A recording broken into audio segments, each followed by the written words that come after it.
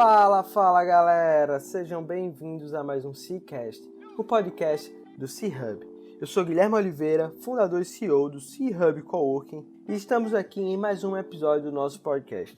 Nós acreditamos que um ecossistema conectado, ativo e forte é o caminho para construirmos um ambiente de negócio que todo empreendedor deseja estar inserido. Compartilhando informações e experiências, esperamos estar ajudando a todos que estão nessa missão conosco. E toda semana trazemos aqui um empreendedor que está disposto a colaborar conosco nessa missão. Antes de darmos start à nossa entrevista, gostaria de fazer um pedido. Para nos ajudar a levar esse conteúdo e outros para mais e mais pessoas, tira um print da tela do seu celular e compartilhe nas suas redes sociais. E não esquece de marcar @chubcowork. Isso vai ajudar a gente demais a chegar no ouvido de mais e mais pessoas. Simbora para mais um episódio.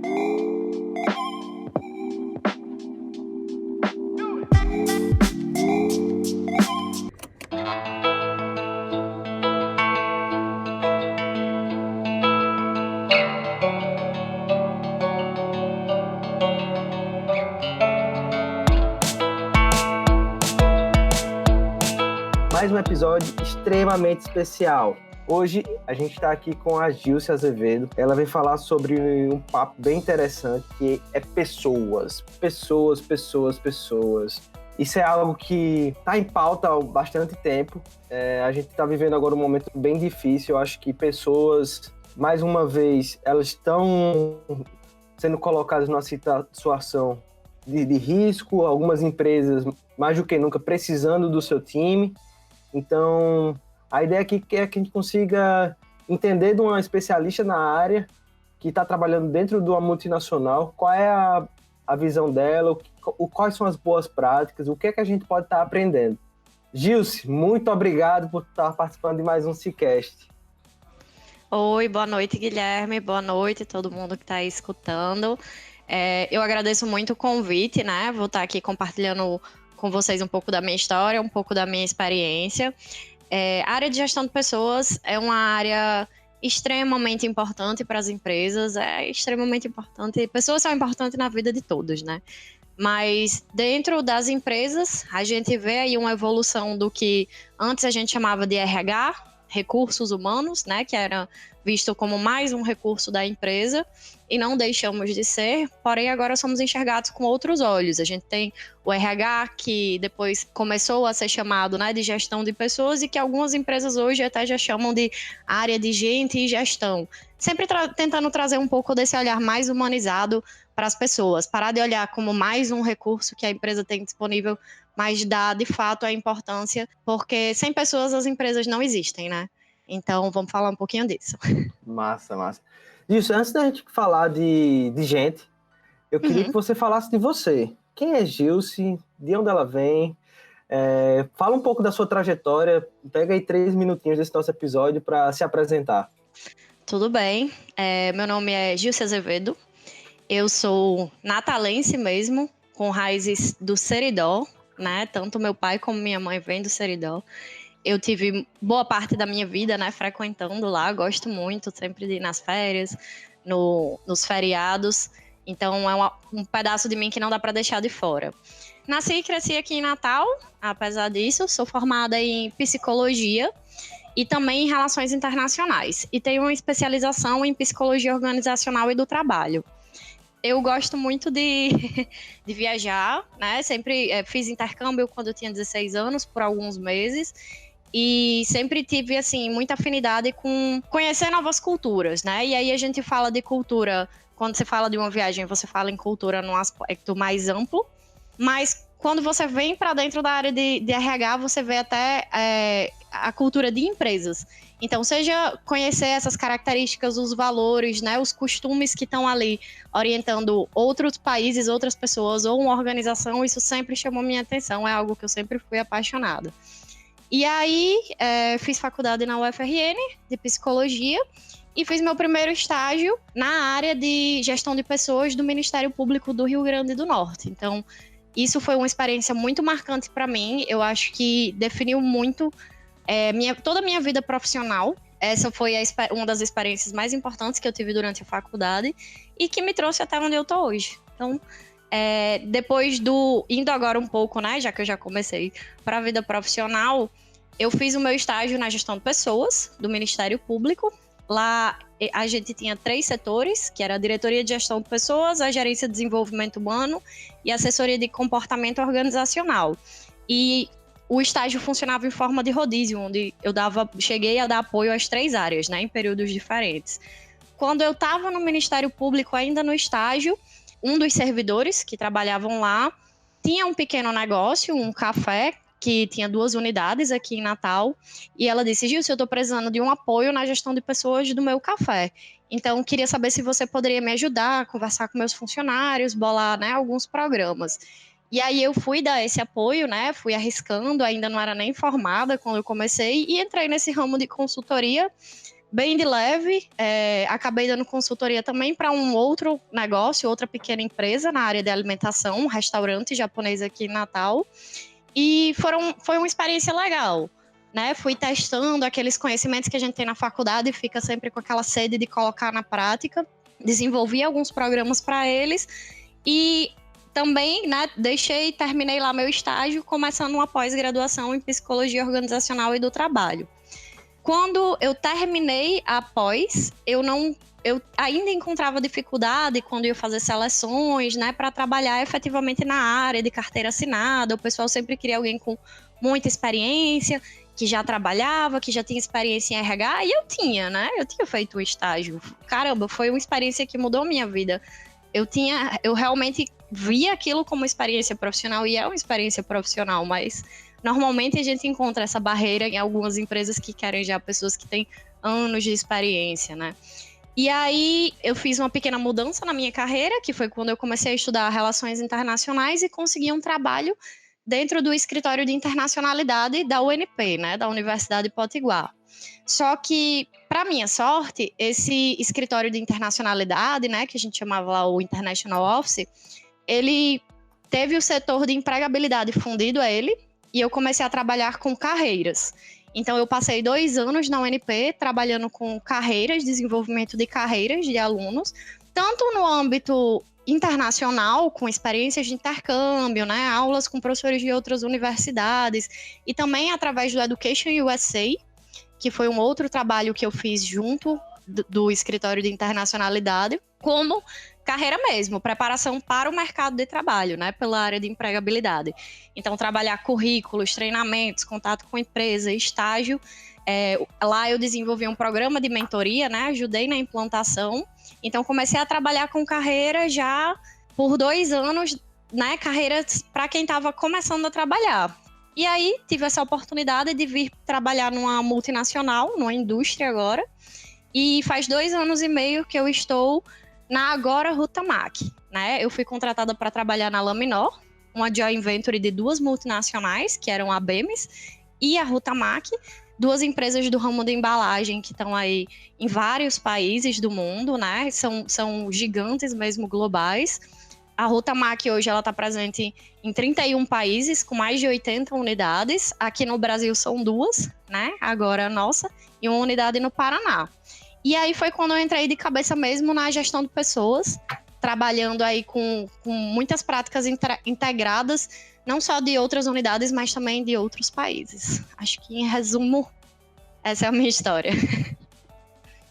Para mim, você é o melhor case que eu já vi de pessoa que sai da faculdade, curte tudo que tem no mercado e acaba numa multinacional. Então, só fazendo um apanhado. Setor público, consultoria empreendendo. Então, pegando tudo que você estava aprendendo ali na universidade e jovem, colocando em prática, começa a trabalhar na UNP, por acaso ali que aconteceu, você começa a ter contato com professores, com alunos, criando carreiras. Eu acho que ter um contato com uma pessoa mais jovem, né, acaba sendo um negócio bem interessante. Uhum. E no final, cai na Huhtamäki, que é uma baita empresa. Eu não conhecia até conhecer você. Então, tá aqui em Natal, uma multinacional da Finlândia, com ações listadas na Bolsa, e pouquíssima gente sabe disso. E aí eu te pergunto, para ti, vendo hoje, estando trabalhando numa empresa que te dá condições, que investe em pessoas, qual é a tua visão entre as pessoas que trabalham no setor público e por exemplo, o teu time? Quais são as ferramentas, os cuidados que você vê que faz total diferença, que você está trabalhando ali no teu time e no setor público você talvez, cara, se a gente fizesse isso aqui, a gente talvez tivesse uma eficiência bem maior lá no Ministério Público, por exemplo. Eu acho assim que a principal diferença, né, o que mais marca é a cultura das empresas, né? Hoje a gente vai ter empresas privadas e principalmente as multinacionais, que são empresas privadas de um país que deram tão certo que elas foram expandindo para outros países e aumentando o seu negócio. E a grande diferença é que a gente vai ter essas empresas privadas orientadas para o resultado. Elas não querem simplesmente manter o que já fazem, elas querem expandir e expandir isso agressivamente. Então elas vão apresentar para a gente indicadores que precisam ser alcançados. Realmente vão colocar ali metas, fazer um planejamento estratégico, né, que vai interligar a estratégia da organização, da empresa como um todo, o objetivo final que ela tem, seja de crescer, de aumentar seu lucro, seus resultados, com a estratégia de todos os setores. Então, a produção tem metas, a segurança tem metas e aí o RH vai ter metas também. Quando a gente vai para o setor público, a gente vai ter uma cultura muito mais de manutenção, né? Eu acho que seria isso. Existem, sim, RHs de setor público que procuram ter esse avanço, esse desenvolvimento, esse crescimento, trazer práticas cada vez mais modernas para o setor público, mas isso acontece num ritmo muito mais lento, né? Com menos exigência. Então, eu vejo muito essa diferença, sim. Desde o Ministério Público, a gente tinha programas de desenvolvimento, só que esses programas de desenvolvimento eram mais voltados para líderes, né? Eles não eram tão pensados para os colaboradores. Com os colaboradores, a gente estava preocupado só ali na motivação, em ter um clima saudável de trabalho, em dar as condições. E aí, quando você vai para uma empresa privada, você diz, não, meu funcionário ele tem que ter as melhores condições de trabalho possível, né? Ele tem que estar engajado com a empresa, engajado, envolvido nos resultados. Quando a gente vê uma coisa, tipo a participação nos lucros, né? Bonificações, essas são ferramentas que a empresa encontra para tentar reter aquele funcionário, engajar ele e incentivá-lo a ser cada vez mais produtivo e mais envolvido com a entrega da empresa, com os resultados da empresa. Então, eu acho que realmente seria essa agressividade, né, na cobrança de resultados e de crescimento, enquanto no setor público a gente vai ter uma manutenção, vai ser muito voltado para a parte burocrática, né, porque hoje o setor de RH ele é dividido em duas grandes áreas, né, a parte principal, assim, que você vai ver nas empresas. Você vai ter a parte de departamento de pessoal, e você vai ter a parte de desenvolvimento organizacional. O departamento de pessoal, que é o tradicionalmente conhecido como folha de pagamento, é a parte que vai cuidar de remuneração e benefícios. Então, ela é uma coisa muito mais burocrática, envolvida com a contabilidade, que vai olhar ali cargos e salários. Ela também consegue se tornar mais estratégica quando ela começa a trabalhar com ações de retenção, querer ter benefícios atrativos para realmente engajar esses funcionários, né, ser competitivo no mercado. E aí você vai ter a área de desenvolvimento organizacional, que é onde você vai ver a maioria dos subsistemas de RH, de recrutamento e seleção, desenvolvimento e treinamento, avaliação de performance, avaliação de talentos, né? E por aí vai. Legal. Você falou bem no início, quando eu te perguntei a respeito da diferença, a palavra cultura. Uhum. E cultura não é algo trivial, assim, de você... hoje, a partir de hoje, a gente vai criar uma cultura da nossa empresa, né? Que virou moda falar isso, né? Uhum. E eu acredito que no setor público se torna ainda mais complicado. Por quê? Porque existem muitos cargos comissionados lá dentro. Então, eu acho que essa construção de cultura se torna um desafio, né? Eu imagino que dentro da Huhtamäki deve vir lá da Finlândia todos os valores e princípios da companhia e é passado aqui para baixo, como várias outras empresas. Então, de fato, acho que tentar trabalhar a cultura dentro do setor público é um baita desafio e, na minha opinião, também concordo contigo que é um condicionante para você ter um setor de gente forte. A gente tem que, quando a gente olha sobre cultura, e aí eu tive uma experiência muito interessante quando eu entrei na Huhtamäki, né, que ainda era Laminar, logo que eu entrei, foi um dos principais projetos que eu abracei, foi realmente do zero a gente definir uma cultura para a Laminor. Só para te explicar um pouco melhor, a Laminor é uma joint venture que tem 15 anos aqui em Natal, sendo 50% Huhtamäki e 50% BEMES. Então, qual era a cultura que valia ali dentro da Laminor? Era a cultura da Huhtamäki, a gente ia seguir os valores da Huhtamäki ou a gente ia seguir os valores da BEMES? Muito, muito difícil, porque como funcionava na prática era que a joint venture, ela tinha a parte industrial toda gerida pela Huhtamäki e a parte administrativa toda gerida pela BEMES. Então, RH, compras, toda a parte administrativa era de uma empresa, e aí você ia lá para produção mesmo, o chão de fábrica, os auxiliares, os operadores, os supervisores de produção, todos com a cultura, né, parecida com a Huhtamäki. E aí eu comecei a entender que cultura, né, a gente tem essa concepção de que você vai construir uma cultura, mas ninguém constrói uma cultura. Você pode mudar uma cultura, transformar, mas a cultura ela existe em todas as empresas, em todos os negócios. A cultura ela é o conjunto dos comportamentos, dos valores, das crenças que as pessoas têm, das normas que elas seguem. Então, por exemplo, quando eu entrei na Laminor, né, na Huhtamäki, a gente tinha um diretor, esse diretor mudava a cada 3 anos, mas esse particularmente, que entrou um ano antes que eu começasse lá, ele tinha o hábito de apertar a mão de todos os funcionários. Quando eu entrei na empresa, todos os funcionários se cumprimentavam apertando as mãos um do outro. E eu estava ali no RH que atendia 2 empresas diferentes, né? Tanto a BEMES quanto a Laminor. E eu via que na BEMES não era assim. O pessoal de longe, oi, oi, alguns nem falavam nada. E a Laminor sempre lá, todo funcionário apertando a mão de todo mundo. Mesmo quem não me conhecia, me via, apertava a mão. Então, isso era um elemento já de cultura. E não era uma cultura que vinha da Huhtamäki, não era uma cultura que vinha da Anco. É uma cultura que está lá. O comportamento, ele acontece. As pessoas absorvem aquilo ou não.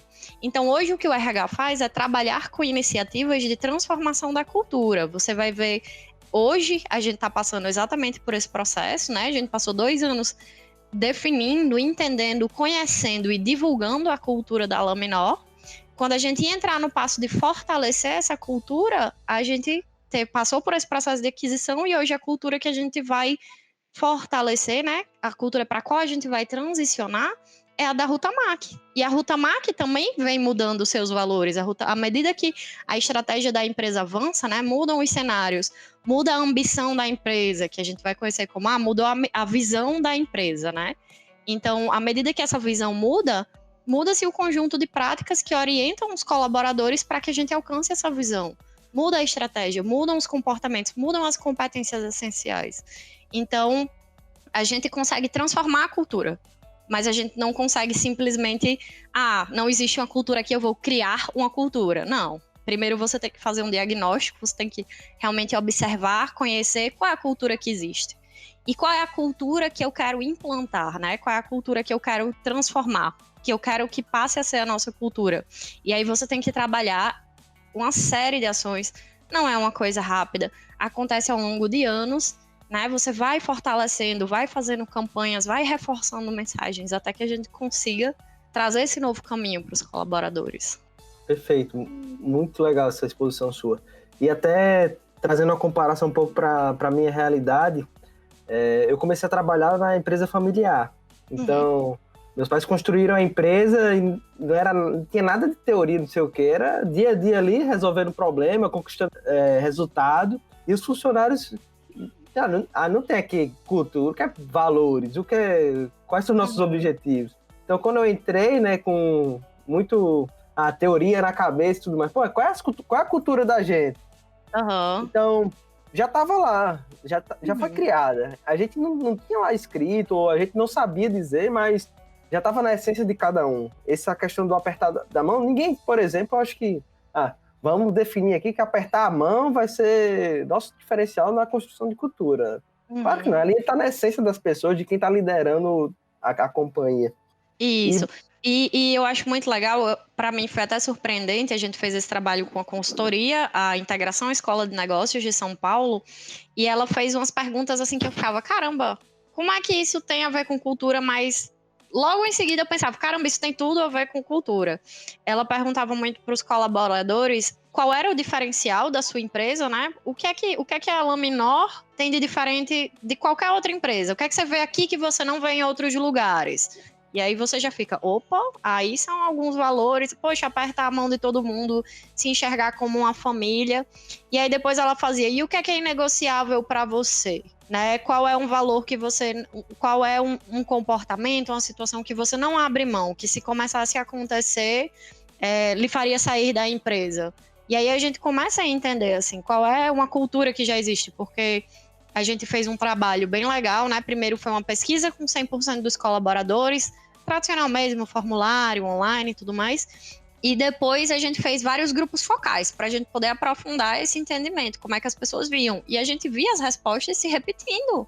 Não era um cara aqui que falava e o outro falava e nunca mais. Não, você via 5, 6, 10 pessoas falando a mesma coisa. Então, é assim que a gente vai vendo que a cultura ela já existe no local, né? E aí a gente começa a decidir o que é que vale a pena manter e o que é necessário mudar. Legal, bacana. Algo que eu queria te perguntar é a respeito de indicadores de desempenho. Eu acho que sempre que se está estruturando no setor, é importante ter esses indicadores bem claros na mente. Então, hoje na Huhtamäki, quais são os indicadores que você utiliza para saber que vocês estão indo no bom caminho? A nível do setor de gente, né? Eu acho que todo o setor de recursos humanos, ele trabalha com 3 indicadores que são essenciais. Primeiro, qual é o índice de absenteísmo que você tem, ou seja, o quanto seus colaboradores estão faltando, quantos atestados você vem recebendo, né, o quanto de atrasos você vem tendo, e tudo isso é calculado. Por exemplo, se você tem um setor com colaboradores que faltam frequentemente, às vezes você consegue calcular através do índice de absenteísmo que tem um setor que praticamente roda com uma pessoa a menos. São tantas horas de atestado e tantas faltas naquele mês que se você tirar uma pessoa dali, que é talvez essa que falta, enfim, ela é o equivalente a ter uma pessoa a menos. Então, isso é um indicador muito importante que a gente precisa estar acompanhando para entender se está havendo algum problema, se esse absenteísmo é responsabilidade da empresa ou é responsabilidade do meio externo ou é responsabilidade de um funcionário, né? Assim, de alguns potenciais funcionários. Então, o primeiro indicador que a gente olha é o absenteísmo. O segundo é o turnover. Turnover é a quantidade de funcionários que vai saindo da empresa, né? E você vai repondo. É muito importante para você entender quanto tempo as pessoas estão passando dentro da sua empresa, né? É um bom lugar de se trabalhar ali, você está conseguindo, né, ter um trabalho que engaja, um trabalho que tem significado, que faz sentido para as pessoas, né? Você oferece um bom ambiente de trabalho, são várias perguntas. Esse é um dos indicadores que começa a mostrar para onde você tem que estar olhando. Mas se, poxa, tem um setor que de 3 em 3 meses eu tenho que estar botando uma pessoa nova, você começa a pensar, por que isso acontece, né? É um gestor muito difícil, as pessoas reclamam muito do gestor. Ah, não, é um trabalho que ele dá muito espaço para ociosidade, ou é um trabalho exigente demais. Será que a gente está contratando pessoas que não conseguem dar conta, né? Será que a gente tem que estar oferecendo uma remuneração melhor? Será que a gente tem que definir melhor as tarefas? Então, também é um norte. E o outro seria a retenção, que é parecido com o turnover, mas ela olha para aquele funcionário que entrou. Os seus funcionários que entram, quanto tempo ele passa dentro da empresa até sair? Ele fica pelo menos os 6 primeiros meses ou tem gente que está saindo cedo demais? Esses são os 3 indicadores que eu acho que qualquer setor de RH acompanha em todas as empresas, mas a gente tem outros indicadores que são por área, né? A gente tem outros indicadores que são muito importantes. Por exemplo, se eu for olhar para o processo de recrutamento e seleção, um indicador que a gente acompanha que acha muito importante é quanto tempo você leva, né? Quantos dias desde o início do processo seletivo até você preencher aquela vaga. Você passa 3, 4 meses com a vaga de supervisor aberto, você passa 1 mês para preencher uma vaga simples, né? Uma vaga menos complexa, de auxiliar, de assistente. Então, isso é um indicador também importante. Quando você vai para treinamento, você tem uma diversidade de indicadores. Eu trabalhei muito nos últimos 2 anos com treinamento e desenvolvimento de pessoas. Alguns indicadores que eu achava importantíssimos são a hora homem treinado, que você calcula quantas horas de treinamento você ofereceu num ano né, dividido, na verdade, pelo número de funcionários que você tem. E aí você pensa, poxa, cada funcionário meu treinou 1 hora esse ano, se eu pegar toda a carga horária e dividir aqui pelo número de pessoas. Eu não tô entrando no detalhe dos cálculos, certo? Assim, tô falando meio por cima, meio geral. Eu tô gostando, mas... eu tô tendo uma aula de desempenho de RH aqui. de indicadores. Mas eu consigo falar bem dessa área de desenvolvimento. A gente acompanhava uma série de indicadores. Como é uma indústria, a gente tem vários setores e necessidade de muitos treinamentos técnicos e também comportamentais. Mas principalmente a parte técnica. A indústria, ela tem muitos procedimentos para que você realize suas atividades. Esses procedimentos têm que ser reciclados, que é retreinados, uma vez por ano. Além disso, você tem que estar atualizando esses procedimentos e se atualizou, treina. Você tem que estar pensando novas formas, né? Inovação, melhorias ali para o setor. E se esse procedimento muda por causa de uma melhoria, treina de novo. Não para mesmo, porque é algo que você tem que estar sempre revisando para garantir que os funcionários sabem realizar a função deles e que vão fazer isso com segurança. Então, a gente sempre acompanhava o número de treinamentos previstos e realizados, né? O que é que a gente se propunha a treinar dentro de um mês e o quanto daquilo era realizado.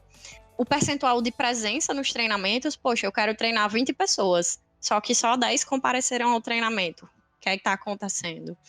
Aí você vai fazer avaliações de impacto para saber o quanto as pessoas aprendem sobre um treinamento, a avaliação de reação, que é a mais conhecida, né? Acabei de treinar, vou dar uma notinha aqui de como foi esse treinamento, o treinador, né? O multiplicador, o facilitador, como foi o material didático, como foi a sala, né? Quanto eu sabia antes do conteúdo e quanto eu sei agora. São algumas perguntas que estão lá. Então, você vai ter a avaliação de reação, que avalia o treinamento que acabou de acontecer, de impacto, que seria uma prova do conteúdo, para ver o quanto você conseguiu assimilar do conteúdo, e uma avaliação de eficácia, que você faz normalmente 3 meses depois que o treinamento acontece, para saber se aquele conhecimento ele ficou. E aí, essas avaliações, elas geram mais indicadores que são importantes para você. Você entende se o seu treinamento está sendo eficaz, né? Se ele, de fato, está cumprindo o objetivo que ele se propõe. Eu queria saber se você tem alguma sugestão a respeito de dica de engajamento para treinamento.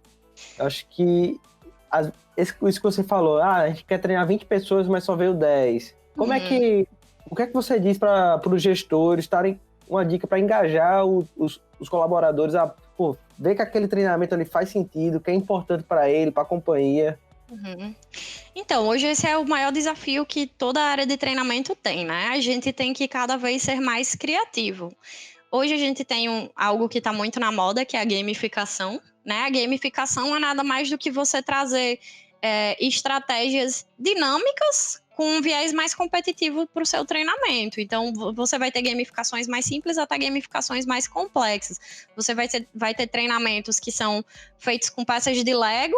Você vai ter treinamentos que eles vão trazer uma competição no final, que é uma forma de avaliar o conteúdo. Você pode usar uma plataforma tipo o Kahoot, não sei se vocês conhecem, né? Que faz tipo um quiz ali, todo mundo vai respondendo pelo celular e divide times, e um ganha e outro perde. Hoje a palavra é gamificação, para a gente tornar esses treinamentos mais dinâmicos. Tem gente que consegue fazer treinamento de liderança até com escape the room, como é que fala? Eu sei, aquele joguinho para você escapar da sala com jogos de lógica dentro, né? Exatamente, são escape room, né?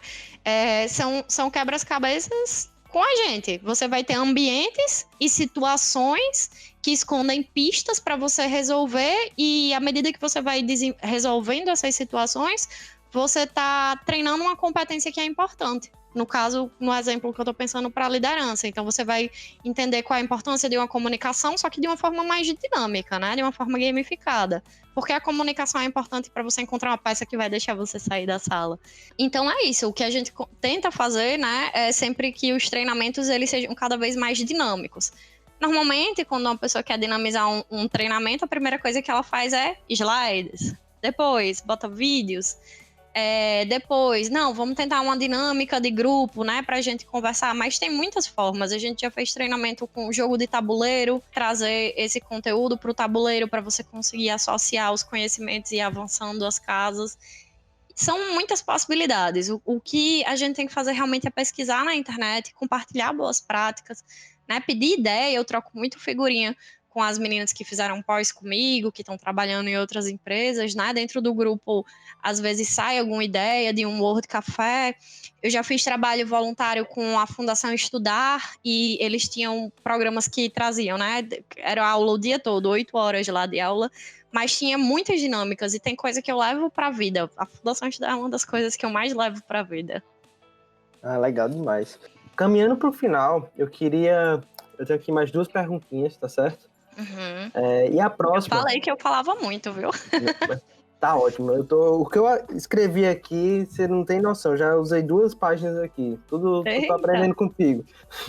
Eu posso dizer que ter um setor de RH não acompanha também da Rutamac acaba sendo mais fácil, entre aspas, porque você tem mais ferramentas do que uma empresa de menor porte. Uhum. Então, eu queria que você falasse, até você viveu a experiência como consultora, como empresas menores podem iniciar ali um trabalho para cuidar do setor de RH. Eu acho que, assim, as pequenas empresas, elas vão focar muito em ter um RH daquela forma que eu falei para você, o burocrático. O que cuida das documentações do funcionário, que quando contrata, né, vai juntar lá todos os documentos, fazer um dossiê, atualizar a carteira de trabalho, vai conferir a folha de pagamento. E é muito importante que que as empresas, elas vejam que o RH não é só o departamento do pessoal. O RH, ele precisa de uma pessoa, pode ser um psicólogo, pode ser um administrador, são pessoas que gostam da área de RH, né, que estudam essa área, que têm experiência nessa área, mas para trabalhar o que eu chamo, o que eu falei, né, que a gente se refere como desenvolvimento organizacional, que é exatamente essa parte mais estratégica, olhando para as pessoas. Eu acho que o passo inicial é você entender a cultura dessa empresa, entender as necessidades da empresa, né? Tipo assim, hoje eu tenho uma empresa familiar, tá aqui, mas eu quero que ela vá para onde? Eu quero só que ela se mantenha ou eu quero que ela cresça? E aí isso vai até um pouco além da psicologia, né? A gente vai para a área de gestão empresarial mesmo, de pensar uma estratégia. Mas essa estratégia, né, ela vai trazer elementos de uma cultura e vai nortear para que o RH ele comece a selecionar pessoas conforme o que a empresa quer. Acho que, simplificando isso que eu estou tentando dizer você tem um RH que ele olha para o futuro junto com a empresa. Não que ele tente só remediar as necessidades que você tem agora, de, nossa, eu estou sem uma pessoa, tenho que trazer uma pessoa com experiência para suprir essa vaga de quem saiu. Mas pensar na hora que você faz uma seleção de, eu vou trazer uma pessoa para cá que vai suprir essas necessidades e vai me ajudar a chegar onde eu quero, que vai me ajudar a modernizar a minha empresa, que vai me ajudar a trazer práticas de treinamento e desenvolvimento. Depois de pensar um pouco sobre estratégia e cultura da empresa, eu acho que seria exatamente investir em capacitação, investir no treinamento e desenvolvimento de pessoas. Eu acho que isso faz toda a diferença para uma empresa.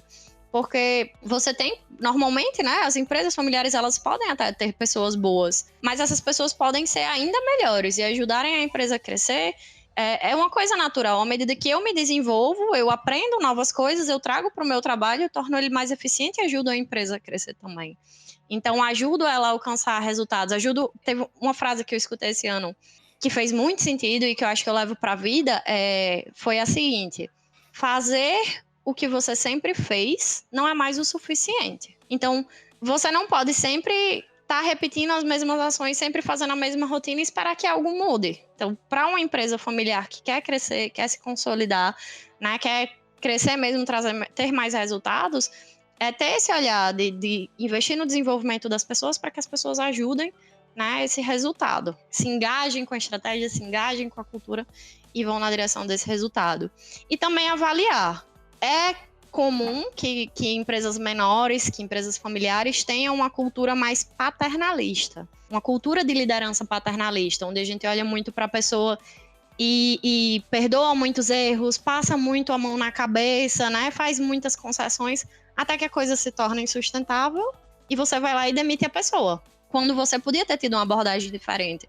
Uma abordagem que dá feedback sobre as situações que vem incomodando desde o começo, ao invés de fazer vista grossa. Trabalha o desenvolvimento, ou seja, dá ferramentas para aquela pessoa tentar ter comportamentos diferentes. Eu não só vou dizer o que você quer, mas eu vou lhe mostrar uma possibilidade de como você pode mudar. E aí avaliar se essa pessoa está usando essas ferramentas, se ela está tentando mudar ou se ela não está aproveitando as oportunidades que a empresa dá. Então, avaliar é muito importante para que você dê esses feedbacks constantes, para que a pessoa entenda o que a empresa espera dela e o que é que ela está entregando, e você consiga, né, tomar ações que sejam mais efetivas para a estratégia da empresa, para onde ela quer chegar, para os objetivos que ela quer alcançar. Eu acho que esses são os 3 processos essenciais. Ter uma estratégia de negócio, né, alinhada com a cultura da empresa. Começar a fazer um recrutamento e seleção olhando para o futuro, para onde a empresa quer chegar, para esses objetivos que foram definidos. Treinar e desenvolver as pessoas para ajudá-las a alcançarem esses resultados. E aí avaliar se isso está sendo feito. E aí vem muitas outras coisas, mas eu acho que o essencial é começar por aí.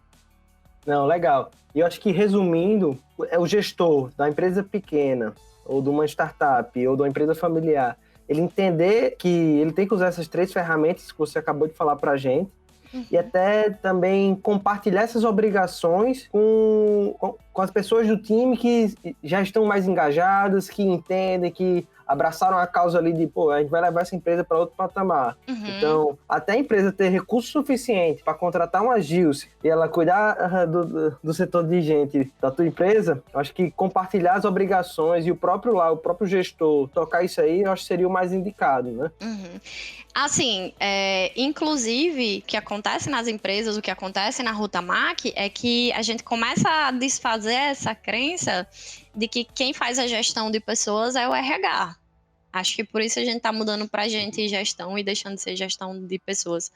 O RH, ele hoje tenta se tornar cada vez mais envolvido com os demais setores da fábrica, mais envolvido com a liderança e agir mais como um facilitador. A gestão de pessoas, ela é uma responsabilidade dos líderes, dos supervisores, dos coordenadores, do gerente. Não adianta eu estar trancada lá na sala do RH com a equipe de RH e você tá ali com a sua equipe todos os dias, vendo tudo o que acontece, conhecendo os detalhes, vivendo as situações. Por mais que você comunique, um gestor, ele observa muito mais sua equipe, tem muito mais conhecimento da sua equipe do que o RH. Então, o RH, ele tá ali para orientar, para compartilhar práticas, para trazer uma nova visão, né, para ajudar a refletir sobre as situações, um RH mais estratégico, e o gestor e compartilha essa responsabilidade de gestão de pessoas com o gestor. Ou seja, eu, RH, não vou avaliar um funcionário da sua equipe. Você vai avaliar seu funcionário. Você vai colocar objetivos para o seu funcionário alcançar e você vai dizer para mim, para o RH, se seu funcionário está conseguindo alcançar ou não. E como RH, como uma pessoa que estudou para entender o comportamento das pessoas, né, entender de uma visão mais macro, a gente vai trazer reflexão, fazer perguntas importantes para fechar conclusões. Mas desde um processo seletivo, né? Eu dei um exemplo de avaliação, mas imagina um processo seletivo. Você precisa preencher uma vaga para a sua equipe. Você conhece qual é a dinâmica da sua equipe, você conhece qual é o clima da sua equipe, você conhece a atividade a fundo, vê todo dia o que é gargalo, o que é necessário, o que é que podia melhorar. E aí eu vou em entrevista e digo, você tem essas 3 pessoas que eu entrevistei, escolhe uma das 3, tá aqui escrito o que é que eu acho dela. Não, o papel do RH hoje, ao fazer uma seleção, né? Hoje é muito comum falar sobre as seleções por competência, mas o primeiro passo que o RH tem que fazer é alinhar qual é a necessidade do gestor, entender um pouco dessa realidade, do setor, da dinâmica, estar presente para ver no dia a dia também, mas fazer essa seleção em parceria com o gestor. Então, o RH normalmente faz uma entrevista comportamental, dá uma análise comportamental, mas o gestor é que vai avaliar não só as experiências de trabalho, mas também o comportamento no fit com a equipe dele. Então, é importante, né, que a gente tenha essa responsabilidade compartilhada. Perfeito. Faz total sentido. É ali o RH trabalhando junto com o gestor e, querendo ou não, quem vai desenvolver profissionalmente vai ser o gestor. Ele que sabe o que o João vai ter que estudar ou ele vai ter que melhorar, o conteúdo que ele vai ter que consumir para levar aquele profissional para um outro nível. Eu também acompanho o site da ABRH, que é a Associação Brasileira... Foi o episódio que caminhou mais rápido na história do Cicast. Associação Brasileira de Treinamento e Desenvolvimento. Ela vai trazer muito conteúdo, passamos dos nossos 30 no desenvolvimento minutos, que é de pessoas e treinamento. Foi um papo fantástico. Um livro que eu queria compartilhar... Mas antes da gente concluir, eu queria que você colocasse um livro na nossa biblioteca. E eu queria também que você compartilhasse com a gente. Eu sei que traz uma visão de gestão enorme, assim, pós que traz você a experiência de Mas muitas existe grandes alguma empresas, de muitas comunidade onde as pessoas multinacionais. Ele podem vai trazer, na entrar, tá verdade, muitos buscando exemplos informações do sobre recursos exterior. Às humanos vezes ou algum você tipo vai de lendo e pensando, blog? caramba, mas isso é Compartilha um grande pouco demais, é muito diferente com da a minha gente realidade, mas à conteúdos que medida você que você vai consome que avançando na você sabe que vai leitura, ajudar você vai vendo como ele os traz gestores que estão algumas dicas que, se querendo você fortalecer implantar, esse fazem time. toda a diferença na sua empresa. Principalmente, ele vai trazer a visão para planejamento, para operações e para pessoas. Então, são 3 grandes áreas, assim, que o livro aborda e trazem muitas recomendações de práticas muito legais. A gente usou esse livro no ano passado para o programa de desenvolvimento de gestores da nossa empresa, fazendo um método de cumbuca, que a gente chama assim, uma leitura orientada, né? Onde o pessoal lia alguns capítulos e se reunia uma vez por mês para discutir. Bem legal, todo mundo gostou muito, né? Se engajou, tirou ideias dali, a gente foi fazendo um plano de ação. A indústria tem muito isso de fazer plano de ação para se comprometer a entregar ali um resultado. E você perguntou de comunidades, de grupos. Eu acho que o que a gente pode até deixar aqui é mais uma provocação para que a gente crie mais canais para falar de RH. Hoje eu recomendaria o LinkedIn, né, para o pessoal ir seguindo empresas e seguindo consultorias e procurar esse conteúdo no LinkedIn. Eu gosto muito do LinkedIn, acho muito rico, acho que as pessoas se comprometem a fazer mesmo uma rede profissional e ter discussões relevantes ali dentro. Dentro dos grupos de RH que a gente tem, eu me referi eu tenho um grupo de WhatsApp com minhas colegas, né, que foram da pós-graduação, e participo de grupos de RH aqui de Natal. Esses grupos são um pouco restritos às pessoas que estão trabalhando na área ou que já trabalharam na área. A gente fica trocando ali vagas, boas práticas, principalmente agora na época de coronavírus, que a gente não falou sobre isso, mas é uma realidade e que está impactando bastante ações de RH. Né? O RH vem liderando muitas ações nas empresas que eu estou vendo em prevenção, né? Em coisas menos legais do que prevenção. E são grupos assim que acabam sendo mais restritos. A gente divulga práticas, divulga curso, né? Troca algumas ideias, mas ficam só para as pessoas que hoje já estão nas empresas. Eu acho que é uma boa provocação, né? De realmente criar um canal, criar um blog, conseguir se engajar mais nessa discussão, compartilhar as experiências de uma forma mais interessante, mais aberta, né? A pessoas que não são da área. É uma coisa que os recursos humanos, as pessoas da área de recursos humanos precisam fazer. Fica aqui o desafio para o meu time, né? Que a gente adora criar comunidade, então de juntar essa gente boa que cuida de recursos humanos. Aqui em Natal tem várias comunidades. Você imaginar, tecnologia, inside sales, marketing digital. Então eu ainda não conhecia nada de RH e você me falou que eu acho que está um pouco carente. É ótimo porque é espaço para a gente já criar uma, né? E ajuda demais. Pessoas ali se provocando, colocando conteúdos novos, compartilhando experiências. Então, a gente acredita que isso ajuda muito a quem está nessa empreitada. Com certeza, com certeza. Me chama, eu quero participar já. Já foi intimada, viu, Gilce?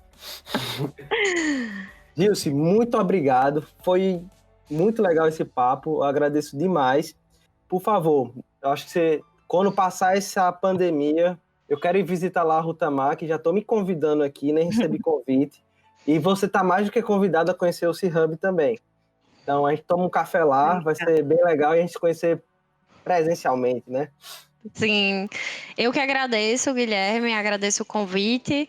Queria mandar um abraço para a Yolanda, pessoa maravilhosa, que eu já encontrei em vários momentos da minha carreira. Mas eu realmente agradeço, né, poder compartilhar um pouco da minha experiência, da minha vivência com vocês, ter esse espaço. Achei muito legal, fiquei muito feliz. Fiquei até assim ansiosa, meu Deus, será que eu vou dar conta? Será que eu vou conseguir atender as expectativas do pessoal? Mas sempre vale a pena a gente se desafiar a aceitar essas oportunidades, né? Eu acho que foi muito legal. Queria agradecer. Vamos sim combinar para você ir lá na Rutamar e conhecer. Deixa a gente terminar essa transição e viver, né, enfrentar esse momento que o mundo todo tá enfrentando no coronavírus, mas eu tenho certeza que a gente vai sair dessa em breve, né? E se Deus quiser, todos bem, todos com saúde. E a gente se encontra assim, também quero conhecer o C-Hub, vai ser muito legal. Muito obrigado. Gente, esse foi mais um episódio do C-Cast. Muito obrigado por ter ficado até aqui com a gente e te espero Até o próximo episódio.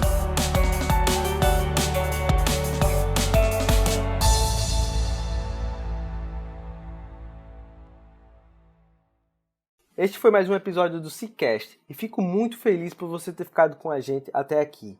E vou fazer aquele pedido novamente. Se esse conteúdo fez sentido para você, compartilha nas redes sociais, tirando um print da tela do teu celular e não esquece de marcar @CeeHubCoworking. Como eu disse no início, isso vai ajudar a gente de uma forma gigante a levar esse conteúdo para mais e mais pessoas.